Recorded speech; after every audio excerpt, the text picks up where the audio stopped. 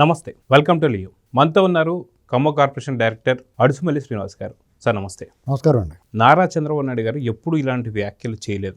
అందరూ కూడా సంయమనంగా ఉండండి, ఎవరు కూడా ఉద్రేకానికి పోవద్దు, ఎటువంటి దాడులు చేయొద్దు అని చెప్పి చాలా క్లారిటీగా చెప్పేశారు. గతంలో కూడా ఎప్పుడు కూడా ఆంధ్రప్రదేశ్లో, అది గుంటూరులో ఇలాంటి సంఘటన ఎప్పుడు జరగలేదు. అంతకుముందు ఎప్పుడో జరిగినవి కూడా సంఘటనలు ఎక్కడ కూడా ఎవరికి గుర్తులేవు. అటువంటిది చాలా అభివృద్ధి, పెట్టుబడులు ఇవన్నీ కూడా జరుగుతున్నటువంటి ఒక తరుణంలో హఠాత్తుగా ఇలాంటి కార్యక్రమాలు జరిగాయంటే రెచ్చగొట్టే ధోరణి అని చెప్పి ఒక కుట్ర పాల్పడుతున్నా అని చెప్పి తెలిసిపోయింది. ఇప్పుడు చంద్రబాబు నాయుడు గారు ఈ వ్యాఖ్యలు చేశారు, అందరు నాయకులు కూడా చెప్పారు అంటే దీన్ని ఎలా అర్థం చేసుకోవాలంటారు? ఎప్పుడు జరగలేదని అనకండి, ఎందుకంటే జగన్మోహన్ రెడ్డి 5 ఏళ్ల హయాంలో ప్రతిరోజు జరుగుతూనే ఉన్నాయి. అక్కడ విజయవాడ, గుంటూరు, రాజధాని ఏరియాల్లో ఇలాంటి వందల కొద్దీ జరిగిన ఇన్సిడెంట్లు. అంటే ఇళ్ల మీద పడి దాడి చేయడం అంటే ఏకంగా చంద్రబాబు గారు ఇంటి మీద వెళ్ళారు కదా. అవును, అంటే చంద్రబాబు నాయుడు గారు ఎప్పుడు ఈ మాటలు అనలేదు. చంద్రబాబు గారు ఎప్పుడు అనరు, ఇప్పుడే కాదు, ఆయన రాజకీయ జీవితంలో ఏ రోజు కూడా దీన్ని ఎంకరేజ్ చేయలేదు. ఇప్పుడు వాళ్ళు ఏకంగా చంద్రబాబు నాయుడు గారు ఇంటి మీదకి వెళ్ళారు, పార్టీ ఆఫీస్ మీదకి వెళ్ళారు, పట్టాభి గారు ఇంటి మీదకి వెళ్ళారు, దేవినేని ఉమామహేశ్వరరావు గారిని చేశారు. ఇలాంటివన్నీ ఎప్పుడో చేస్తారు వాళ్ళు.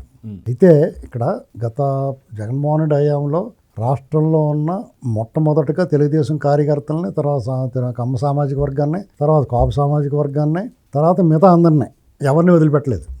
రాష్ట్రంలో ఎవరిని, ఈవెన్ రెడ్డిని కూడా అందరినీ టార్గెట్ చేసేట్టు, కొంచెం రెడ్డిని తక్కువ చేసి ఉండొచ్చు, అయినా చేసేట్టు. మన తాడిపత్రి జేసీ ప్రభాకర్ రెడ్డి గారు, దివాకర్ రెడ్డి గారి ఫ్యామిలీ వాళ్ళు రెడ్లే కదా. కిరణ్ కుమార్ రెడ్డి గారి ఫ్యామిలీ అందరూ కూడా వీళ్ళకి వ్యతిరేకంగా ఉన్నారు కదా. నల్లారి కిషోర్ కుమార్ రెడ్డి గారు, మాధవి రెడ్డి గారు, వాళ్ళు ఎమ్మెల్యే, కడప ఎమ్మెల్యే శ్రీనివాస్ రెడ్డి గారు అందరినీ టార్గెట్ చేశారు వాళ్ళు. అయితే ప్రభుత్వం మారింది, అతని అరాచకాలను ప్రజలు చీకొట్టారు, ప్రభుత్వం మారింది.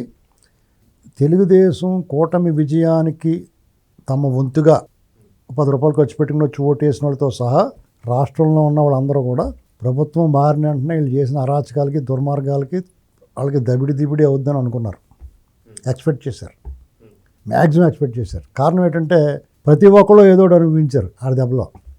అరాచకానికి వాళ్ళు చేసిన దానికి ఎవడో ఒకళ్ళు ఎంతో కొంత నష్టపోవటమో, బాధపడటమో, ఏదో రూపంలో, ఏదో రకంగా భౌతికంగానో, ఆస్తుల రూపంలోనో, డబ్బు రూపంలోనో, మానసిక ఆందోళన రూపంలోనో, రకరకాల వర్రీలు ఎన్ని ఇబ్బంది పెట్టేశారు వాళ్ళు. వాళ్ళందరికీ కూడా ఉపశమనంగా ఉంటుంది, వీళ్ళు వచ్చారు, వాళ్ళు పని అవుద్దులే అనుకున్నారు. ఎందుకంటే చంద్రబాబు నాయుడు గారు కానీ, లోకేష్ గారు కానీ, పవన్ కళ్యాణ్ గారు కానీ, మేము వచ్చిందని మీ సంగతి చూస్తాం, చట్ట ప్రకారం, అది కూడా చట్ట ప్రకారం. ఆ రోజు కూడా వాళ్ళు మేము కొడతాం, తిడతాం, తగలెడతాం అనలేదు, చట్ట ప్రకారం వెళ్తూ ఉన్నారు. వచ్చిన తర్వాత వీళ్ళు అధికారంలోకి వచ్చిన తర్వాత ఏం చేశారంటే, ముందుగా ఇల్లు ఇప్పుడు మీరు ఏదైనా ఇంట్లోకి వెళ్ళాలనుకున్నారనుకోండి, ఆ ఇల్లు శుభ్రంగా గోతులు పెట్టేసి మల విసర్జనలు అవి చేసి పెంట చేసి పోయడానికి ఎవడన్నా ముందు శుభ్రం చేసుకుంటారు కదా. తర్వాత రంగులు గింగులు వేసుకుని దాన్ని ఏదో నివాస యోగ్యంగా చేసుకుని అప్పుడు వెళ్తారు అందులో. అలాగే వీళ్ళు దీన్ని శుభ్రం చేసుకుని పనిలో పడారు, దాన్ని మళ్ళీ డెవలప్ చేసుకుని రాష్ట్రంలో డెవలప్మెంటు, వాళ్ళు ఇచ్చిన హామీలు నెరవేర్చుకోవడం, పెట్టుబడులు తీసుకురావడం, ఈ పని దాదాపు సంవత్సరం పట్టింది. నేను అందుకనే చెప్తూ ఉన్నాను, మొదటి సంవత్సరంన్నర వీళ్ళు ఖచ్చితంగా వేరే దృష్టి ఉండదు, రాష్ట్ర అభివృద్ధి మీద, సంక్షేమం, వాళ్ళు ఇచ్చిన హామీల మీద, పెట్టుబడులు తీసుకురావడం మీద, రాష్ట్రాన్ని ఒక గాడిలో పెట్టడం మీద ఉంటుంది వాళ్ళ దృష్టి అనుకున్నాం. అలాగే ఉంది. కానీ కేడర్ సహనం కోల్పోతూ ఉంటారు. కారణం ఏంటంటే చాలామంది వాళ్ళు నోరు మూసుకుని ఊరుకుంటే సరిపోను, వాళ్ళు ఓడిపోయారు. ఒక సంవత్సరంన్నర 2 సంవత్సరాలు నోరు మూసుకుని ఊరుకుంటే ప్రభుత్వం అయినా తప్పులు చేస్తే బయటకు వచ్చి అయినా మాట్లాడితే కూడా దానికి అర్థం ఉంటుంది. వాళ్ళది డే బిగినింగ్ నుంచే ఢిల్లీ వెళ్ళి రాష్ట్రంలో అరాచకం జరుగుతుంది, మీరు రాష్ట్రపతి పాలన పెట్టాలని వెళ్ళాడు జగన్మోహన్ రెడ్డి. ఒళ్ళు మండుద్ది అందరికీ, ఏంట్రా చేసిందంతా చేసి ఇలా చేశాడు. అక్కడ కుట్రలో తిరుమల తిరుపతి దేవస్థానంలో కరుణాకర్ రెడ్డి అతని కుట్రలో, జోగి రమేష్ ఏమో కల్తీ మద్యం కుట్రలో, ఎక్కడ వీళ్ళు ఏం చేసినా ఏదో కుట్ర. ఎవరో పాస్టర్ గారు చనిపోతే అది వీళ్ళు చంపేశారని, అక్కడ ఏమి లేకపోయినా సరే పదే ఎంత ఓవర్ యాక్షన్ చేశారో. ఇలాంటివన్నీ ఈ కేడర్కి ఏంట్రా వీళ్ళు ఇలా వదిలేసినా కానీ ఇలా చేస్తున్నారంటే వాళ్ళ ఉద్దేశం ఏంటంటే ఏదో రకంగా కొట్టించుకుని వాళ్ళకి ఈ ప్రభుత్వం మీద ప్రజల్లోకి వెళ్ళటానికి మార్గం దొరకట్లా, వీళ్ళు ఇవ్వట్లా ఛాన్స్. పథకాల మీద వెళ్తారా, ఏమైనా వెళ్తాడా పథకాల మీద, అమరావతి మీద వెళ్తాడా, వాళ్ళే నాశనం చేసి పోలవరం మీద వెళ్తాడా, దాని పని మొదలెట్టించారు, వాళ్ళు ఇచ్చిన కాంట్రాక్టర్ని కంటిన్యూ చేయించున్నారు. దేని మీద వెళ్తాడు, ఈ కరెంటు మీద వెళ్తాడా, సిరిడి సాయి వాళ్ళు పెట్టిన వాళ్ళే కదా. అలాగే వాళ్ళకి ఏ ఛాన్సు లేదు, ఎక్కడ వీళ్ళు సూది మనం మోపినంత కూడా ఛాన్స్ ఇవ్వట్లా ఏ విషయంలోనూ కూడా. పైగా వాళ్ళ మీద కొన్ని కఠినమైన చర్యలు తీసుకునే అవకాశం ఉన్నా సరే కొంచెం మనం అట కక్ష సాధించినట్టు ఉంటుందని ఆగారు. అవునా కదా, మన సంవత్సరాల్లో జరిగింది అదే కదా. అప్పుడు వాళ్ళకి వేరే మార్గం కనపట్ల. నేను ఫస్ట్ అందుకనే చెప్పాను, వాళ్ళు కొట్టించుకోవడానికి చూస్తున్నారు, వాళ్ళు కోరుకున్నది ఎందుకు చేస్తారు వీళ్ళు. ఇప్పుడు వాళ్ళు ఏమనుకున్నారంటే మన ఇష్టం నుండి మాట్లాడినా వాళ్ళు తప్పు చేసినా చేయకపోయినా పాత కేసులు అన్ని తోడేసి మొత్తం లోపలేసేసి కుమ్మేస్తారు, మనం అదిగో అన్యాయంగా అక్రమంగా అరెస్ట్ చేస్తున్నారని చెప్పి రోడ్లు ఎక్కుదాం అనుకున్నారు. వీళ్ళు ఆ పని చేయలేదు. ఆ క్రమంలో వాళ్ళందరూ వాళ్ళు దిగిన గోతులోకి వెళ్ళి దాని మీద మాట్లాడడానికి లేదు వాళ్ళకి. మద్యం కేసులో అరెస్ట్ అయ్యారు చాలామంది, దాని మీద మాట్లాడడానికి లేదు వాళ్ళకి. జగన్మోహన్ రెడ్డి వెళ్ళాడా పరామర్శకి? వెళ్ళలేదు కదా. జోగి రమేష్ నకిలీ మద్యం కేసులో వెళ్ళాడా పరామర్శకి? వెళ్ళలేదు కదా. ఇలాగనమాట. అంచేత వాళ్ళకి ఉక్కిరి బిక్కిరి అయిపోతున్నారు, ఊపిరాట్ల, దారి దొరకట్ల, అగమ్య గోచరంగా ఉంది. ఇక ఏం చేయాలో అర్థం అవట్లా.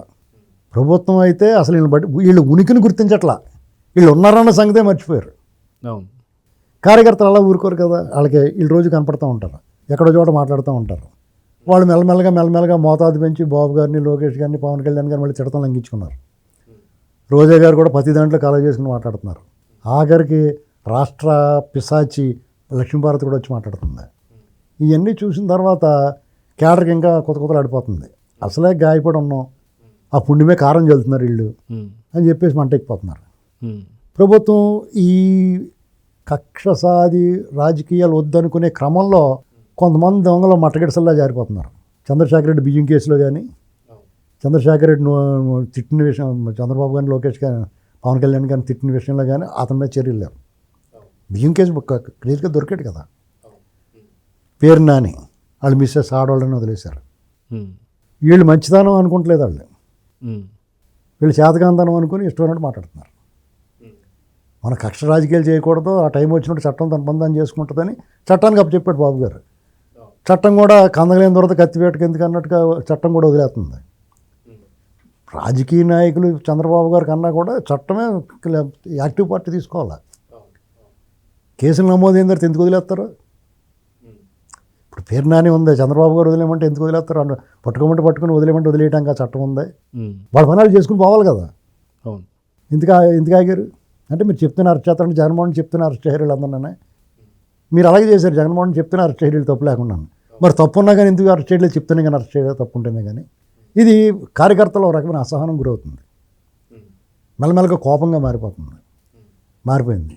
ఇదేమైందంటే దాని ప్రభావం ఈ లోపల తిరుమల తిరుపతి వాళ్ళు చేసిన మహాపచారం చంద్రబాబు నాయుడు గారి నోట్లోంచి పొరపాటును కూడా ఒక మాట కూడా పొరపాటు రాదు. ఆయన అందులో తిరుమల తిరుపతి దేవస్థానం గురించి ఆయన అంత బోల్డ్ స్టేట్మెంట్ ఇచ్చాడంటే జంతుకోవు కలిసిందని. ఆ రిపోర్ట్ దగ్గరుండి చూసుకుని చెప్పాడు. ఆ రావటం ప్రక్షాళన చేస్తున్నాడు శ్యామలరావు గారు, ఇక్కడ జరుగుతున్న దాని మీద ఆ రిపోర్ట్ చేయించి పంపించాడు ఆయన దగ్గరికి. దాన్ని చూసి ఆయన చెప్పాడు. తర్వాత సిట్ వేశారు. తర్వాత అతను సిట్ కాదు, ఇది సిబిఐ కావాలి, మాకు వాళ్ళైతే వదిలేస్తారనుకుని సుబ్బారెడ్డి సిబిఐకి వెళ్ళాడు, సుప్రీంకోర్టుకి వెళ్ళాడు. సుప్రీంకోర్టుకి వెళ్తే సిబిఐ సిట్ కలిపి వాళ్ళు వేశారు. ఆ రిపోర్ట్ అక్కడ కూడా వీళ్ళు మనిషిని దూరిపేశారు ఒకడిని. ఆడు ఇచ్చిన రిపోర్ట్ ఏముంది? చిన్నప్పనికి డబ్బులు వచ్చినాయి, 10 మంది 11 మంది అరెస్ట్ అయ్యారు, 2-3 అధికారులను బుక్ చేశారు. చిన్నప్పనికి డబ్బులు వచ్చినాయి, ఆ డబ్బులు అతని ఖాతా నుంచి ఎవరికి వెళ్ళినాయో చెప్పలేదు, వేరే వివిధ ఖాతాల్లోకి వెళ్ళినాయి అంటారు. ఏ ఖాతాలోకి వెళ్ళి అంటే నువ్వు సగం చెప్పి వదిలేస్తావు, నువ్వు సగం పెట్టి మేనత్ అంటావు, నువ్వు చెప్పాలి కదా ఎవరికి వెళ్ళినాయో. అదే వైవి సుబ్బారెడ్డి ఖాతా డీటెయిల్స్ ఇవ్వమంటే కూడా ఇవ్వలేదు. అతనేమో ఏమనంటాడు, అసలు చైర్మన్కి సంబంధం లేకుండా, నిర్ణయాధికారాలు కలిగిన చైర్మన్ సంబంధం లేకుండా ఇటువంటిది ఎలా జరుగుతుంది? 20 కోట్ల లడ్డూలు, 60 లక్షల టన్నులు ఏంటండి ఇది? దీంట్లో సింగాల్ గారిని బుక్ చేశారు, అతని మీద చర్య తీసుకోమని రాస్తాడు సిట్ అధికారి. జవహర్ రెడ్డి సింగాల్ తర్వాత సింగాల్ మాట వింటలేదనే కదా అతను పక్కకు వచ్చారు. అతను మంచివాడు, అతను తప్పు చేసి ఉండడనే కదా చంద్రబాబు గారు మళ్ళీ అతన్ని ఈవోగా పంపించాడు. అంటే ఈ ప్రభుత్వాన్ని కూడా తప్పుదారి పట్టించారు. అది కూడా ఛార్జ్ షీట్లు ఇవ్వలేదు సార్, తర్వాత మళ్ళీ వేరే నివేదిక ఇచ్చారు. ఇప్పుడు వీళ్ళు ప్రభుత్వాన్ని కూడా తప్పుదారి పట్టించాడు అతను. ఆ అసంపూర్ణమైన నివేదిక ఇచ్చి దర్యాప్తు పూర్తిగా చేయకుండా ఎక్కడ నువ్వు ఆ ల్యాబ్ టెస్ట్లు ఎక్కడ చేయించాలి, అక్కడ చేయించకుండా ఎక్కడ చేయితే సరిగ్గా రాదు అక్కడ చేయించారు. పైగా అందులో ఎక్యూజ్డ్ బ్యాచ్ ఉన్నారు వాళ్ళ తాలూకు వాళ్ళు. ఎలా రాకపోతే రిపోర్ట్ ఎలాగొస్తుంది? అందులో కూడా వాళ్ళే తప్పు పడుతూ వచ్చింది. ఇలాంటి పరిస్థితుల్లో వీళ్ళు సుబ్బారెడ్డి, కరుణాకర్ రెడ్డి వీళ్ళందరి మీద చర్యలు తీసుకోవటం పోవటం అనేటువంటిది ప్రజల్లో ఒక రకమైన బాధ వచ్చిందండి. ఎందుకంటే తిరుమల తిరుపతి దేవస్థానం కలియుగ వైకుంఠం నిత్య కళ్యాణం పచ్చతోరణం కింద ఉంటే స్వామివారు కోట్లాది మంది భక్తులు కలిగి ఉన్నారు ప్రపంచవ్యాప్తంగా. వాళ్ళు మనోభావాలు విశ్వాసాలు దెబ్బతినేలాగా వీళ్ళు అనేక అపచారాలు చేస్తారు. అవన్నీ భరించి సహించి ఉన్న తర్వాత ఈ లడ్డు నకిలీని వాడేయడానికి తెలవగానే అందరికీ హతాశులు అయిపోయారు, హర్ట్ అయిపోయారు అంతా. ఆ విషయంలో ఈ సిట్ రిపోర్టు దానికి అడ్డగోలుగా వాదించడం, నిందా పరిహార హోమాలు చేయటం, తిరిగి వీళ్ళని క్షమాపణ చెప్పమంటాం, చంద్రబాబు గారు గుండె గీయించుకోవాలంటాం, పవన్ కళ్యాణ్ గారు నడిచి రావాలి, దేక్కుంటూ రావాలి, ఇలాంటి మాటలు మాట్లాడుతుంటే వాళ్ళు అడ్డగోలుగా వాదిస్తే పచ్చబద్దాలని కన్నార్పకుండా మాట్లాడుతున్నారు. రిపోర్ట్ వచ్చిన దాని పూర్తిగా వచ్చింది కూడా కళ్ళ ముందు కనపడుతుంటే కూడా మాట్లాడుతున్నారు. అందులో సుబ్బారెడ్డిని ఎప్పుడైతే చేర్చలేదో ఇంకా బొగ్గమని పేరు జనం. ఇలాంటి టైంలో వాళ్ళు ఏం చేశారు, ఇంకేమీ చేయలేక నిస్సహాయంగా చంద్రబాబు గారు రూల్స్ తెలుసు కదా, ఎవడో కూడా కట్టుదాటి మాట్లాడకూడదు, అలా ఎక్కడా కూడా అబ్యూజివ్ లాంగ్వేజ్ ఉండకూడదు. ఆయన వారిస్తారు కదా, జగన్మోహన్ రెడ్డి అంటే పిచ్చిన వాళ్ళు నవ్వుకుంటాడు కానీ తిడుతుంటే చంద్రబాబు నాయుడు గారు వెంటనే వారిస్తాడు, పొరపాటు మాట్లాడకుండా అలా అంటాడు. చంద్రబాబు నాయుడు గారిని తిడుతుంటే కూడా ఆయన వాళ్ళని చూసి పిచ్చిన కొడుకులు అని నవ్వుకున్నాడు. వాళ్ళు జాలిపడ్డాడు, వాళ్ళు చూసి వీళ్ళు బతుకు ఏమైపోద్దని. అలాగే అయిపోయింది కదా. బాబు గారు పాలసీ 100% కరెక్ట్. మనం వాళ్ళు చేసినట్టు మనం చేయకూడదు, వాళ్ళు మనకి తేడా ఉండాలి, మన సమయం సహనం పాటించాలని ఆయన పాలసీ. చివరికి విజయం, అంతిమ విజయం దాందే. కానీ మానవ మాతృలకి ఆయన అంటే సాధన చేసాడు ఆయన. చంద్రబాబు నాయుడు గారు కఠిన శ్రమ, కఠోర దీక్ష, ఆయన సాధకుడు, అసాధ్య సాధకుడు. ఇలాంటి అన్నట్లు అధిగమించి ఉన్నాడు. అందరూ అలా ఉండరు.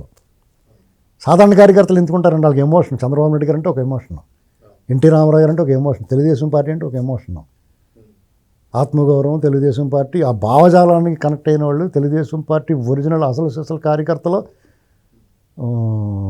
ఆ పార్టీ పట్ల ఎవడన్నా ఆ జెండా గురించి మాట్లాడినా, ఆ పార్టీ గురించి మాట్లాడినా ఒళ్ళు ఉడికిపోద్ది వాళ్ళకి.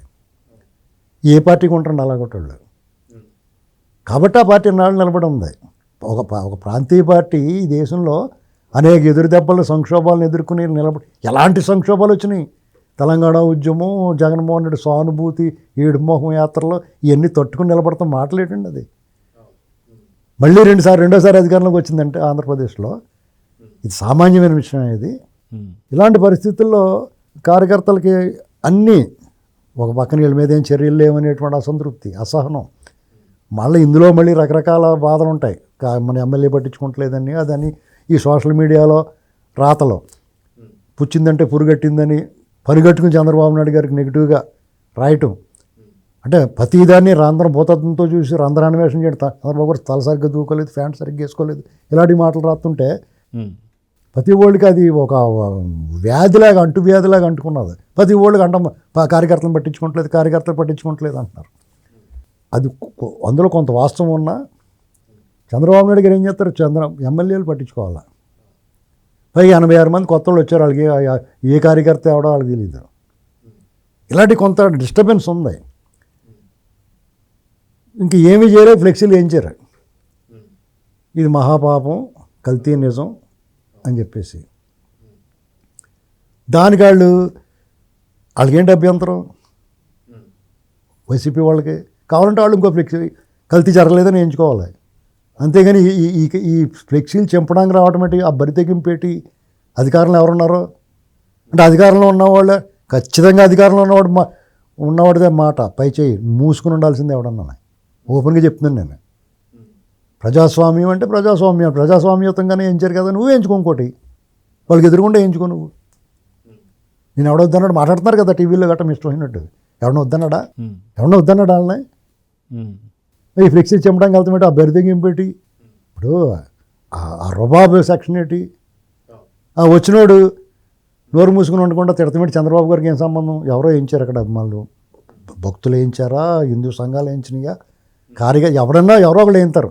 వెంకటేశ్వర స్వామి భక్తులు అక్కడ అంకల్ ఎవడో ఉంటారు కదా. ఇప్పుడు రప్పమని ఏటపోతుల్ని మీరు వేయించలేదా, అది సమాజానికి హాని కలిగించితే అప్పుడు దాన్ని తీసేశారు, అరెస్ట్ చేయరు. ఇది సమాజానికి ఏం హాని కలిగిస్తున్నారు, ఎక్స్ప్రెస్ చేస్తున్నారు ఇది సమాజంలో ఇలా అపచారం జరిగిందని భక్తులు తెలుసుకోమని. దీనికి నువ్వు వెళ్ళి చంపడానికి వెళ్తే అడ్డుకుంటారు. అడ్డుకుంటే నువ్వు చంద్రబాబు గారిని అమ్మలక్కలు తిడతావు నువ్వు. ఇక ప్లేరప్ అయిపోయింది, జనాలు తట్టుకోలేకపోయారు. అంటే ఒక పెద్ద గుండెగా ఉంటుందండి, కొద్ది కొద్దిగా నీళ్లు పోస్తూ ఉంటారు. ఒక చెంబుడు నీళ్లు పోసిన వెంటనే నిండి పొరలదు కదా, చివరి వరకు వచ్చిన తర్వాత ఆఖరి డ్రాప్ పడిన తర్వాత పొరిగిపోద్ది. అదే జరిగింది. దాంట్లో అంబటి రాంబాబు దొరికేశాడు. అర్థమైందా మీకు? అంబటి రాంబాబు అనకూడదండి. అంతకుముందు జగన్మోహన్ రెడ్డి అయినా జగన్మోహన్ రెడ్డి దొరుకుతాడు. ఆ టైంకి అంబటి రాంబాబు దొరికాడు అంతే. అర్థమైందా? దీంట్లో మళ్ళీ చంద్రశేఖర రెడ్డిని అనలేదు, కొడాలి నాని అనలేదు, వంశీని అనలేదు, ఇలా కొట్టలేదు, ఇళ్ళ మీద దాడి చేయలేదంటే మొట్టమొదటిగా అరెస్ట్ చేసింది ఎవరిని? వలమనేని వంశీని. రూపురేఖ లావణ్యాలు మారిపోయినాయి. పోసాని కృష్ణమురళిని అరెస్ట్ చేసి రాష్ట్రం అంతా తిప్పారు. కొడాలి నాని ఆపరేషన్ చేసుకున్నాడు వెళ్ళి పరిగెత్తుకెళ్ళి. ఏటి జడ్జి గారికి ఇలా చొక్క చూపించేస్తాడన్నమాట. అరెస్ట్ చేస్తే ఇదిగో బాబు నాకు ఆపరేషన్ చేసి చచ్చిపోతున్నాడు బాబు అంటాడు. జడ్జి గారు సరే బాబు పోరా బాబు అంటాడు. అరెస్ట్ చేసి ప్రయోజనం ఏమంటే బయటకు వచ్చి మళ్ళీ మాట్లాడతాడు. మళ్ళీ మాట్లాడితే మళ్ళీ గుండెలు ఇప్పి చూపించేస్తాడు అరెస్ట్ చేస్తే. ఏమన్నా అరెస్ట్ చేయలేదండి, ఎందుకు అరెస్ట్ చేయలేదు? ఇది కులం రంగు పులిదో అని చూస్తారు.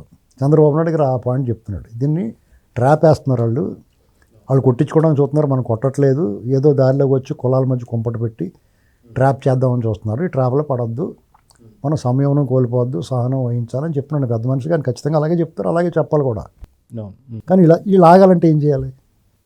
ఓ పక్కనే సంయమనం పాటించడం, సహనం, మరి ఎంతో కొంత మారం చేసి వాడిని గారం చేయాలి కదా. ఇప్పుడు పిల్లవాడు మారం చేస్తాడు, అది ఆడు కోరరాని కోరిక కోరతాడు, అది కోరిక తీర్చలేని పరిస్థితిలో ఉంటాం మనం. అప్పుడు వాడిని గారం చేయాలి కదా. వద్దురా బాబు, నేను చెప్తానేరా బాబు, ఆడు 10 రూపాయలు చాక్లెట్ అడిగితే రూపాయి చాక్లెట్ బిళ్ళని కొనిపెట్టాలి కదా. అంటే దాని అర్థం ఏంటంటే వీళ్ళ కోపం ఆగ్రహం చల్లార్చాలంటే ఇళ్ళ మీద కొట్టకూడదు, దాడులు చేయకూడదు. వీళ్ళు కూడా నిరసన వ్యక్తం చేయాలి తప్ప వాహనాలు ధ్వంసం చేయటం, ఇళ్ళ మీద దాడి చేసి రాళ్ళు దాడి చేయటం తప్పండి. ఎవరు చేయకూడదు పని. ఆ వ్యక్తి చేసాడు, ఇంట్లో వాళ్ళు కూడా భయభ్రాంతులు గురైపోతారు. ఇప్పుడు వీళ్ళ వంకనే వాళ్ళే తగలెట్టేసుకుంటున్నారు. ఇప్పుడు జోగి రమేష్ కూడా వాళ్ళే తగలెట్టేసుకుని ఉంటారు. కింద నుంచి అంతే 3వ అంతస్తుకి ఎవరు తగలెడతాడు? వాళ్ళే వేసారని చెప్పి వాళ్ళే తగలెట్టుకుంటారు. దాని మీద లోతుగా దర్యాప్తు చేస్తే అంబటి రాంబాబు ఆఫీస్ కూడా వాళ్ళ తాలూకు సత్యనపల్లి నుంచి వచ్చి తగలబెట్టారని అర్థమైంది. వాళ్ళ మీద కూడా వాళ్ళు అదుపులో తీసుకున్నారు. అది ఎస్టాబ్లిష్ చేస్తారు. ఇప్పుడు ఇలాగేమవుద్దంటే పక్కదారి పట్టేస్తుంది ఉద్యమం. ఈ గొడవ అంతా కూడా వేరే దారికి వెళ్ళిపోయి వీళ్ళని దోషులు అంటారు. పాపం వీళ్ళు ఆవేశపడి వెళ్ళారు, ఆ రెచ్చగొట్టింది పక్క పోతాయి. మన ఆన అలాగండి, మేము ఆ పల్ల నాయకులు అండి కులాల పేరు ఎత్తుతున్నారు. ఇప్పుడు ఇక్కడ అంబటి రాంబాబు కాపు కులాన్ని కించపరిచే వ్యాఖ్యలు చేసిన అంబటి రాంబాబు కాపు కుల ప్రతినిధి. అతను వైసీపీ నాయకుడు, కాపు నాయకుడు అతను జోగి రమేష్. ఆ పిల్లోడిని 10th క్లాస్ చదువుకునే పిల్లోడిని అమర్నాథ్ గౌడ్ నిలువెల్లా తగలెట్టేస్తే దాన్ని రాజీ చేయడానికి వెళ్ళి ఆ సమస్యను చిన్నది చేయడానికి చూసినాడు. అతను బీసీ నాయకుడే నెల చెప్పుకుంటాడు. అన్నాటికన్నా దారుణం ఏంటి, ముద్రగడ పద్మనాభరెడ్డి వచ్చి కాపుల గురించి మండ, నేను కాపు కులం వదిలేసుకుంటున్నాను, రెడ్డి కింద మతం మార్చుకున్నాడు, కులం మార్చుకున్నాడు అతను వచ్చి కాపుల గురించి మాట్లాడుతాం. ఏంటిది అసలు కాపు నాయకులు ఎవరో కూడా ఇలాంటి చిల్లర వ్యవహారం చేయరండి. వాళ్ళు చాలా పౌరుషవంతులు నాకు తెలుసు. ఎందుకంటే నా ఫ్రెండ్స్ అందరూ కాపులు చాలామంది ఉన్నారు, ఎక్కువ మంది ఉన్నారు. మాకు ఎప్పుడు ఇలాంటివి ఉండవు, న్యూసెన్స్, ఈ టైప్ న్యూసెన్స్ ఉండదండి. ఇలాంటి అడ్డుగోలుగా రాజకీయం చేద్దాం, దాన్ని ఉపయోగించుకుందాం అన్నవాడికే ఈ బుద్ధి ఉంటుంది. మామూలుగా ఇదేం పెద్ద పట్టించుకుంటే ఎవడున్నా పనిగట్టు ఈ టర్మ్లో 19 అయిపోయిందండి ఈ కులం రాజకీయం అంతా. అందరికీ జ్ఞానోదయం అయిపోయింది. ఇతను అధికారంలో రాగానే అసలు కులం కుంపట్లో, మతం కుంపట్లో పెట్టుకుంటే మనం సర్వనాశనం అయిపోతున్నాం, ఇలాంటి దెయ్యాలు వచ్చేస్తాయని చెప్పి అర్థమైపోయింది అందరికీ. అన్నిటికన్నా ముఖ్యంగా వివాహాల్లోనూ వ్యవహారాల్లోనూ లేని కులం రాజకీయాల్లో ఎందుకు అవసరం అవుతుందండి? అది చెప్పండి ముందు. ఎవడన్నా చెప్పండి దీనికి సమాధానం. ఎవడిని ఉద్ధరిస్తాడో చాలా ఒక చట్టం చేయాలి ప్రభుత్వం. ఆంధ్రప్రదేశ్లో మిగతా రాష్ట్రాలకి ఆదర్శంగా ఉండాలి. ప్రజాప్రతినిధిగా ప్రజల నుంచి ఎన్నికైన వాడు ఎవడన్నా కులం గురించి మాట్లాడితే అప్పటికప్పుడు అతను డిస్క్వాలిఫై అయిపోవాలి. అప్పుడు ఎవడ నోరు కులం పేరెత్తడానికి వచ్చిపోసుకుంటారు. ఇలాగ రాజకీయాల్లోకి ప్రజాప్రతినిధిగా కాకుండా ప్రజాప్రతినిధి అవ్వడానికి ప్రయత్నం చేసి కూడా కులం గురించి మాట్లాడితే భవిష్యత్తులో అనర్హుడిగా మార్చాలి అతను. అప్పుడు మాట్లాడమని చూద్దారు ఎవడన్నా. అప్పుడు వీరేశలింగం పొందుళ్ళు అయిపోతారు ఒక్కొక్కడు. ఆ పని చేస్తే ఈ రాష్ట్రం బాగుపడుతుంది అర్జెంటుగా. ఎందుకంటే ఇటువంటి జగన్ లాంటి బందిపోటు దొంగలకు ఛాన్స్ ఉండదు. అవును. అతనికి వేరే దారి లేదు ఇప్పుడు. కులాల మధ్య అది కూడా వర్కౌట్ అవ్వట్లేదు. వాళ్ళు ఎంత సన్నాసులు అంటే వాళ్ళకి అన్ని ఫెయిల్యూరే. వాళ్ళ జాతకం అలా తగలేండింది, వాళ్ళ టైం అయిపోయింది. ఇది టేకప్ చేశారు. ఎవరితో టేకప్ చేసాడు? ముద్దగడ పద్మనాభరెడ్డితోటి, అమ్మటి రాంబాబుతో. వీళ్ళు మాట్లాడితే ఎవడంటాడండి? పైగా మెజారిటీ కాపులు పవర్ ఎంజాయ్ చేస్తున్నారు ఇప్పుడు. ఈ ప్రభుత్వం మాది అన్న ఫీలింగ్ ఉంది వాళ్ళకి. కారణం పవన్ కళ్యాణ్ గారు పవర్లో మంచి పవర్ఫుల్ స్టేజ్లో ఉన్నాడు కాబట్టి. ఆయన పేరుకి డిప్యూటీ సీఎంఏ కానీ ఆయన సీఎంతో ఈక్వల్. ఆయన కూడా అంతే హుందాగా ఉన్నాడు. వాళ్ళు గౌరవించుకుంటున్నారు, మా నాయకుడు మంచి హుందాగా ఉన్నాడు అని. ఈ చిల్లర బ్యాచ్ని ఎందుకు ఓన్ చేసుకుంటారు వాళ్ళు? చెప్పండి. ఆ నాయకుడు హుందాగా ఓన్ చేసుకుంటారు, కానీ ఈ చిల్లర గ్యాంగ్ని కాపులను కించపరిచిన వాళ్ళని ఎందుకు ఓన్ చేసుకుంటారు ఎవడన్నా? ఏ కష్టంలో అయినా సరే. మీకు ఒక మాట చెప్తాను. కొడాలి నానిని, వంశీని కమ సామాజిక వర్గం అని చెప్తున్నారు వాళ్ళు. ఆడ మాకు అమ్మోడని చెప్పుకోవడానికి ఆలోచిస్తాం మేము. మాకు ఇష్టం ఉండదు. అయ్యో మా వాడిని అరెస్ట్ చేయడని ఎవడో మాట్లాడలేదు. మాట్లాడడం కూడా ఇంకో 4 వేయమంటాం. నీచ నికృష్ట స్వభావం ఉన్నవాళ్ళు, నీచపు పనులు చేసిన వాడిని మనం ఎలా ఓన్ చేసుకుంటామండి? వాడు సూపర్ స్టార్ అయ్యండి, పెద్ద పెద్ద క్రికెట్ ఆడేసి ఎరగొట్టేస్తున్నాడు అనుకోండి, బాల్ అయ్యి ఆడ బ్యాట్స్మెన్ వీడు మా ఊరు అని చెప్పుకుంటాడు ఎవడన్నా. అందుకని దొంగోడు అంటాడు మా ఊడని చెప్పుకుంటాడు ఎవడన్నా. అది మ్యాటర్. ఇప్పుడు ఒక రకంగా రెడ్లు కూడా జగన్మోహన్ రెడ్డి డిజోన్ చేసుకుంటున్నారు. విజయసాయి రెడ్డి ఏమంటున్నాడు? మన వాళ్ళు అందరం హిందూ మతానికి వెళ్ళిపోదాం అంటున్నాడు కదా మీటింగ్ పెట్టి. అంటే బీజేపీకి వెళ్ళిపోతాం బాబు, వీటితో పనికి రావద్దు, దోలు తీరిపోద్ది మనకి అని చెప్తున్నాడు. అంటే జగన్మోహన్ రెడ్డి ఒంటరి అవుతాడు. ఆ ఒంటరి అయిపోయినాడు పిచ్చి వచ్చేద్ది, ఏం మాట్లాడుతున్నారో తెలియదు, ఇలా రెచ్చగొడుతూ ఉంటారు. అలాంటి దాంట్లో ట్రాప్లో పడకండి, రెచ్చిపోకండి బాబు అని చెప్తున్నాడు చంద్రబాబు గారు. మనకు అది వినటానికి రుచించదు, కానీ వాస్తవం అదే. తాత్కాలికంగా కోపం కొట్టాలనిపిద్ది ఏమన్నా. ఒక క్షణం ఆలోచిస్తే వీళ్ళు కొట్టి బదులు 100 మంది 100 స్టేషన్లో కేసులు పెట్టేస్తున్నాయి. ఇంకా పోలీసు వాళ్ళ మీద ప్రెజర్ పెట్టాలి, వెళ్ళి కూర్చోవాలి వాళ్ళ మీద, ఎందుకు అరెస్ట్ చేయట్లేదని. దీనికన్నా అది బెటరు, గుడ్డి కన్నా మెల్లనయ్యం. సో చూద్దాం సార్. ఖచ్చితంగా చంద్రబాబు నాయుడు గారు మాత్రం ఎవరిని కూడా ఆవేశపడొద్దని చెప్పేసి అయితే చెప్తున్నారు. సో అదేవిధంగా ఎటువంటి అసాంఘిక చర్యలు కూడా జరగకుండా ఉండాలని కోరుకుందాం. నమస్తే sir. Please subscribe to Leo news for more videos.